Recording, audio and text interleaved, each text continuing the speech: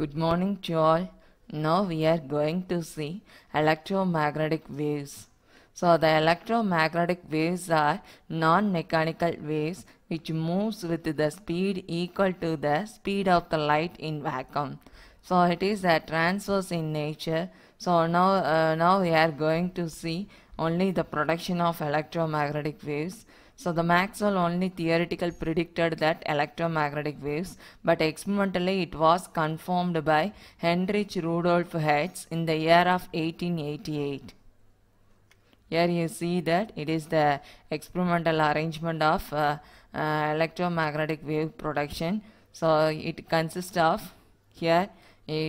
of two metal electrode which made up of small spherical metal. These are also connected into that large spheres, and the ends are connected to that induction coil. Okay. So in the induction coil, it produces very large amount of EMF. So due to this high EMF, here also producing high voltage in the electrode. In the electrode pathina large amount of potential. So evlo large amount na, that is in between air molecules edu move aachuna, it producing one of the spark. The in between air molecules edavadhu move aachuna, it producing one of the ionization will be occurring in that place. Okay, so here the ionization on the time air molecules ellame ionization aanone anga enna produce agudana, one of the spark will be produces. Then the spark is the spark energy is sending to that it is transmitting from the generator to receiver. இதான் அந்த receiver, அந்த spark வந்து receive பண்ணக்கூடிய அந்த point. Okay, so it is another one simplest experimental setup. The same thing for that. Okay, so in the induction coil use பண்ணி என்ன பண்றாங்கன்னா, they are given into that high potential. Here S1 S2 will be act as that electrode. So அந்த electrodeக்கு இடையில அந்த air molecules ஏதாவது உள்ள வரும்போது என்ன ஆகும்னா, here the induction coilனால இங்க high voltage வந்து அப்ளை பண்ணிட்டே இருக்காங்க. ஸோ அந்த ஹை வோல்டேஜினால இந்த S1 S2ங்கிற அந்த பாயிண்ட் எலக்ட்ரோட் பாயிண்ட்டுக்கு இடையில large amount of high potential வந்து டெவலப் ஆயிடுது. ஸோ திஸ் ஹை பொட்டன்ஷியல் எது வரைக்கும் டெவலப் ஆகிருக்குன்னா, இங்கே இடையில வரக்கூடிய அந்த ஏர் மாலிகுல்ஸை அயனைஸ் பண்ணக்கூடிய அளவுக்கு வந்து ஹை பொட்டன்ஷியலில் இருக்குது. எப்போ அந்த ஏர் மாலிகுல்ஸ் ஒரு பர்டிகுலர் சுச்சுவேஷனில் அந்த ஏர் மாலிகுல்ஸை அயனைஸ் பண்ணும்போது அங்கே ஒரு ஸ்பார்க் ஒன்று ப்ரொடியூஸ் ஆகுது. அந்த ஸ்பார்க்கை வந்து எதுக்கு டிரான்ஸ்மிட் பண்ணுறாங்க, டிடெக்டருக்கு டிரான்ஸ்மிட் பண்ணுறாங்க. Then they are find out it is one of the electromagnetic wave. Okay, so if the receiver is rotated by 90 degree means there is no spark is observed. Okay, so it was confirmed that the electromagnetic waves are transverse in nature. So it is also theoretically predicted by Maxwell. So the Hertz also detected for radio waves, and the speed of the radio waves which is equal to 3 into 10 power 8 meter per second. Okay. Next we are going to see properties of electromagnetic waves. First one, the electromagnetic waves are produced by any accelerated charge. So ஒரு accelerated charge இருந்தால் தான் என்ன பண்ண முடியும், it was producing for that electromagnetic waves. இப்போ பார்த்தீங்கன்னா nature the sun also given for light, we already know that. அப்போ அந்த அங்கே என்ன ஸ்பேஸில் என்ன ப்ராசஸ் நடக்குதுன்னா, அங்கே இருக்கக்கூடிய அந்த ஏர் மாலிகுல்ஸில் இருக்கக்கூடிய ஆட்டம்ஸ் என்ன ஆகுது, வைப்ரேட் ஆகுது. அந்த ஆட்டம்குள்ளே இருக்கக்கூடிய electrons are otherwise we are say that அந்த நியூக்ளியஸ்குள்ளே இருக்கக்கூடிய நியூக்ளியான்ஸ் வந்து எதை ஆக்ட் ஆகுதுன்னா சார்ஜ்டு பார்ட்டிகலாக ஆக்ட் ஆகுது. Then it is producing for that electromagnetic waves. Okay, so ஒரு ஆக்சலரேட்டட் சார்ஜ் பார்ட்டிகல் இருந்தால் மட்டும்தான் it producing for that electromagnetic waves. And then second point, the electromagnetic waves do not required any medium for propagation. Okay, so அந்த ப்ராபகேஷனுக்கு எந்த ஒரு மீடியமும் தேவையில்லை. It is one of the non mechanical wave. Okay, so on the third one, the electromagnetic waves are transverse in nature. So here you see that in this point the accelerated charge here it is having. Okay, so charge accelerate ஆகும்போது first எதை produce பண்ணுது, electric field.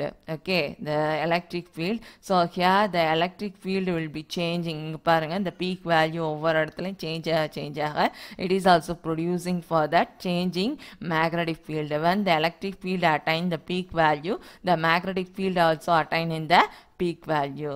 So both are perpendicular to each other. Electric field first இருக்குது இது electric field, இங்க கீழே அதுக்கு perpendicular இருக்குது பார்த்தீங்கன்னா magnetic field. Both are perpendicular to each other. So the electromagnetic waves are transverse in nature. We already studied that 11th standard. Two type of waves வந்து படிச்சிருப்போம். ஒன்று transverse wave, இன்னொன்று வந்து longitudinal wave. Okay, so here the electromagnetic wave வந்து என்ன டைப்ல இருக்கு, transverse in natureல இருக்கு. Okay, so next we have see that electromagnetic waves travel with the speed which is equal to the speed of the light. We already see no the electromagnetic waves பார்த்தீங்கன்னா லைட்டோட ஸ்பீட்லேயே move ஆகும். அதுக்கான expression என்னன்னா c is equal to 1 divided by root of epsilon naught into mu naught. epsilon naughtங்கிறது permittivity of the free space, mu naughtங்கிறது permeability of the free space. இதோட value எதுக்கு ஈக்குவலாக இருக்கும்னா 3 into 10 power 8 meter per second. So இதோட meaning ஆக்சுவலாக என்னன்னு பார்த்தோம்னா the light waves is the லைட்டோட speed வந்து பார்த்தீங்கன்னா it is always depending for that medium. Okay, so அந்த மீடியத்தை பொறுத்து தான். ஃப்ரீ ஸ்பேஸாக இருந்துச்சுன்னா அதோட ஸ்பீடு வந்து ஃபாஸ்ட்டாக இருக்கும். இது ஏதாவது ஒரு மீடியம்குள்ளே லைட் வேவ்ஸ் ட்ராவல் ஆகுதுன்னா அதோட ஸ்பீடு வந்து ஸ்லோ ஆயிரும். Okay, fifth point, the refractive index. We already studied that in the 10th standard. The refractive index is always equal to c divided by v. So c-ங்கிறது the velocity of EM wave in free space. இந்த v-ங்கிறது the velocity of EM wave in medium. So c-க்கு already நம்ம formula பார்த்துருக்கோம். c is equal to 1 divided by root of epsilon naught into mu naught divided by v-க்கு வந்து 1 divided by root of epsilon mu. Okay, so here the epsilon is nothing but the permittivity of the medium. mu-ங்கிறது permeability of the medium. So இது ரெண்டையும் solve பண்ணுறோம். Solve பண்ணோன்னா we are getting into that mu is equal to root of epsilon mu divided by epsilon naught mu naught. So epsilon by epsilon naughtங்கிறது epsilon r, mu divided by mu naughtங்கிறது mu r. epsilon rங்கிறது relative permittivity of the medium. mu rங்கிறது relative permeability of the medium. Okay, sixth point, the electromagnetic waves are not deflected by electric field or magnetic field. So that means electromagnetic waves குள்ள எந்த ஒரு charged particles கிடையாது. So அதனால என்ன ஆகாது, it is not deflected for electric field or magnetic field. So it is electromagnetic waves are electrically neutral as well as magnetically neutral. Seventh point, electromagnetic waves can show that interference, diffraction and can also be the polarized. So light waves க்கு என்னென்ன properties இருக்குமோ எல்லாமே electromagnetic waves க்கு இருக்கும். It also shows that interference na 11th ல படிச்சிருக்கோம். The two waves is combined to form that one of the common wave, that is interference. Diffraction ங்கிறது the light waves is bending around the edge of the obstacles. And then polarized means there is nothing but நார்மலாக ஒரு சோர்ஸ்க்கு வந்து எல்லா ஃபீல்ட்லேயும் vibration, electric field vibration இருக்கும். அந்த electric field vibration எல்லா டைரக்ஷன்லையும் இருக்கக்கூடியதை நம்ம போலரைசர் யூஸ் பண்ணி ஒரே டைரக்ஷனாக மாற்றுறது தான் என்னன்னு சொல்லுவோம்னா போலரைசேஷன் அப்படின்னு சொல்லுவோம். And then eighth point, the energy density. So the energy density ங்கிறது that is nothing but the energy per unit volume. Okay, so the electromagnetic waves are propagating in vacuum or free space that are having some amount of energy. இது நமக்கு தெரியும், இந்த diagram பாருங்க. So அந்த டயக்ராமில் தெரியும், இந்த point தான் என்னது, ஆக்சிலரேட்டட் சார்ஜ்டு பார்ட்டிகல். ஸோ அந்த ஆக்சிலரேட்டட் சார்ஜ்டு பார்ட்டிகல் வந்து ஃபர்ஸ்ட் எது ப்ரொடியூஸ் ஆகுது, எலக்ட்ரிக் ஃபீல்டு. ஓகே, ஸோ இங்கே சேஞ்ச் இன் எலக்ட்ரிக் ஃபீல்டு ஆனோடனே எலக்ட்ரிக் ஃபீல்டு தான் எதை ப்ரொடியூஸ் பண்ணுதுன்னா சேஞ்ச் இன் மேக்னெட்டிக் ஃபீல்டை ப்ரொடியூஸ் பண்ணுது. So the electric field and magnetic field R perpendicular to each other. So the electric ஃபீல்டில் நமக்கு ஆல்ரெடி தெரியும், எலக்ட்ரிக் ஃபீல்டில் இருக்கக்கூடிய energy half epsilon not E squared. Magnetic ஃபீல்டில் இருக்கக்கூடிய energy 1/2 mu naught B squared. So அந்த ரெண்டையுமே ஆட் பண்ணாதான் we are getting into that energy density U. Okay, so the energy density of the electromagnetic wave we are taken. So இப்போ ரெண்டையும் add பண்ணோம்னா we are getting into that mu U is equal to epsilon naught E squared is equal to 1/mu naught B squared. Here இந்த டேர்மில் பார்த்தீங்கன்னா half வந்து காமனாக இருக்குது. So இங்கே இருக்கக்கூடிய எலக்ட்ரிக் ஃபீல்டில் இருக்கக்கூடிய எனர்ஜியும் மேக்னெட்டிக் ஃபீல்டில் இருக்கக்கூடிய எனர்ஜியும் எப்படி தான் இருக்கும்னா ஈக்குவலாக இருக்கும். ஸோ இங்கே எவ்வளோ அமௌண்ட் ஆஃப் எனர்ஜி இருக்கோ அதே அமௌண்ட் ஆஃப் எலக்ட்ரிக் ஃபீல்டில் எவ்வளோ அமௌண்ட் ஆஃப் எனர்ஜி இருக்கும் அதே அமௌண்ட் ஆஃப் எனர்ஜி தான் எதுலேயும் இருக்கும்னா மேக்னெட்டிக் ஃபீல்ட்லேயும் இருக்கும். So both energy will be equal. So we are taken U is equal to epsilon naught E squared is equal to 1/mu naught B squared. Next we are see that the average energy density. So the average energy density for the electromagnetic wave U is equal to எதுக்கு ஈக்குவலாக இருக்கும் 1/2 epsilon naught E squared is equal to 1/2 1/mu naught B squaredக்கு ஈக்குவலாக இருக்கும்.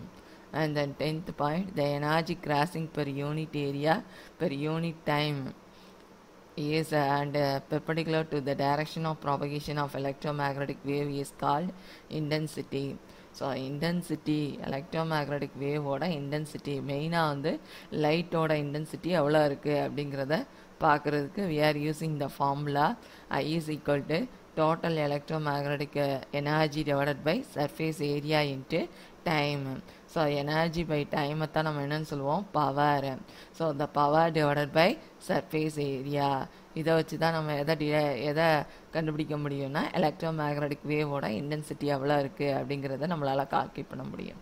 That is the energy crossing per unit area per unit time. That is called that intensity. Okay,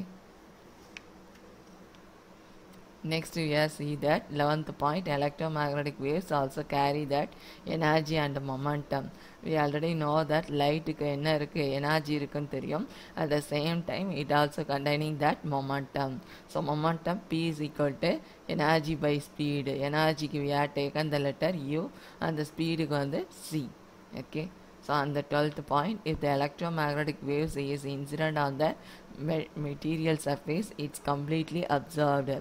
so இப்போ ஏதாவது ஒரு material எடுத்து அதில் வந்து ஒரு எலக்ட்ரோமேக்னெட்டிக் வேவ்ஸை சென்ட் பண்ணோன்னா அது ஃபுல்லாக அப்சர்வ் ஆயிடுச்சுன்னா அதுக்குள்ளே இம்பார்ட் ஆகிருக்கக்கூடிய மொமெண்டம் எதுக்கு ஈக்குவலாக இருக்கும்னா P is equal to U divided by Cக்கு ஈக்குவலாக இருக்கும். இஃப் சப்போஸ் the 13th கண்டிஷனில் பாருங்கள், if the incident electromagnetic waves of energy U is totally reflected, டோட்டலாக ரிஃப்ளெக்ட் ஆச்சுன்னா அதில் எவ்வளோ அமௌண்ட் ஆஃப் மொமெண்டம் டெலிவர் ஆகிருக்குன்னா இந்த சர்ஃபேஸில் del P is equal to U divided by C minus of U divided by C. That is always equal to 2 times of U divided by C க்கு ஈக்குவலாக இருக்கும். So அப்போ observe பண்ணும்போது that having one amount of momentum வந்து அதுக்குள்ளே impart ஆகிருக்கும். இதே இது ரிஃப்ளெக்டட் மீன்ஸ் அதுக்குள்ளே மொமெண்டம் என்ன ஆகுது அந்த சர்ஃபேஸில் டபுள் மடங்கு ஆஃப் அந்த மொமெண்டம் வந்து அங்கே இன்டியூஸ் ஆகிருக்கு 2 times of U divided by C. Okay, so here the both 12th condition and 13th conditionலாம் பார்த்தீங்கன்னா it is in extreme cases அப்படின்னு கூட சொல்லலாம். பிகாஸ் நமக்கு தெரியும் லைட் வேவ்ஸ் வந்து partially reflected partially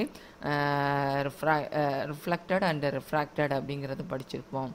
okay, so ஃபுல்லாக எந்த ஒரு லைட் வேவ்ஸும் அப்சார்பும் ஆகாது, ஃபுல்லாக எந்த ஒரு லைட் வேவ்ஸும் என்ன ஆகாது ரிஃப்ளெக்டே ஆகாது. 14th point, the rate of flow of energy crossing a unit area is known that Poynting vector. Okay, so அல்லது பாயிண்டிங் வெக்டரை நம்ம எப்படி சொல்லலாம்னா 1 மீட்டர் ஸ்கொயர்டு ஏரியாவுக்கு ஒரு செகண்டில் எவ்வளோ அமௌண்ட் ஆஃப் இன்டென்சிட்டி ட்ரான்ஸ்ஃபர் ஆகுதோ அதைத்தான் நம்ம என்ன சொல்லுவோம்னா பாயிண்டிங் வெக்டர். பாயிண்டிங் வெக்டருக்கு we are taken that formula S vector is equal to 1 divided by mu naught into E vector cross B vector. So 1 divided by mu naughtக்கு முத ஒரு expression பார்த்தோம் இல்லையா, C is equal to 1 divided by root of epsilon naught into mu naught அதுலேருந்து 1 divided by mu naught குறிய டேர்மை மட்டும் replace பண்ணி we are written c squared epsilon naught into e vector cross b vector. So Poynting வெக்டரோட unit பார்த்தோன்னா watts meter power minus 2. The pointing vector பார்த்தீங்கன்னா at any the pointing vector it is also gives the direction of the energy transport from that point. இந்த பாயிண்ட்லேருந்து energy transport ஆகுது அப்படிங்கிற டைரக்ஷனை மெயினாக கொடுக்கறதுக்காண்டி இந்த Poynting vector use ஆகுது. So அந்த 15th point, the electromagnetic waves carries not only the energy and momentum but also it having angular momentum. Thank you.